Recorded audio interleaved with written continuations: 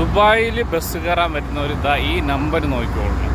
ഓരോ സ്ഥലത്തേക്ക് പോകാനുള്ള നമ്പറുകളാണ് ഈ കാണുന്നത്.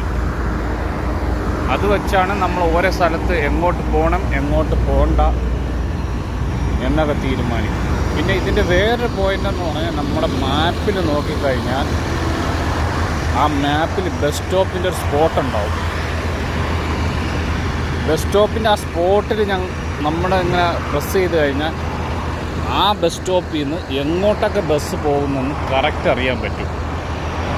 അപ്പം പെട്ടെന്ന് കണ്ടുപിടിക്കാൻ പറ്റും. പുതിയ ആൾക്കാർക്കൊക്കെ ബുദ്ധിമുട്ടാണ് എങ്ങോട്ട് പോകും എങ്ങനെ എന്നൊക്കെ ഉള്ള ഒരു കൺഫ്യൂഷൻ വരികയാണെങ്കിൽ ഈ ബസ് സ്റ്റോപ്പിൻ്റെ ആ ഒരു ആരോയിൽ ഞെക്കിക്കഴിഞ്ഞാൽ ആ സ്റ്റോപ്പിൽ നിന്ന് എങ്ങോട്ടൊക്കെ ബസ് പോകുന്നുണ്ടെന്ന് കറക്റ്റ് അറിയാൻ പറ്റും. ഓക്കെ, അതുപോലെ തന്നെ ടൈം അതിനകത്ത് കറക്റ്റ് അറിയാൻ പറ്റും. എത്ര മണിക്കാണ് ബസ് സ്റ്റാർട്ട് ചെയ്യുന്നത് പോകുന്നതെന്നൊക്കെ. അത് വെച്ച് നിങ്ങൾക്ക് കൺഫ്യൂഷൻ ഇല്ലാതെ ദുബായിൽ യാത്ര ചെയ്യാൻ കഴിയും. Okay, happy life.